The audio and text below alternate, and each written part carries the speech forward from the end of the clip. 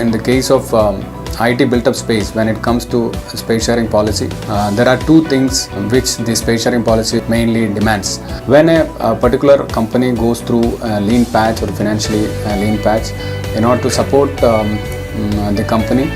Technopark being a government organization, as a special gesture, we support the company in subleasing a particular part of the total net rentable area of that company to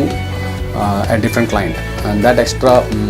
financial burden would be supported by the third party who would be coming in.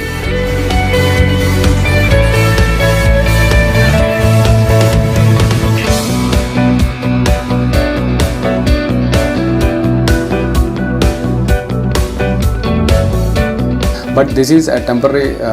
process, and it will be done only for one time for a particular company to a particular company, with the confidence that the company who is running through the lean patch on financial terms, he should give enough confidence to Technopark management, saying that within this 11 months he would come out of the lean phase.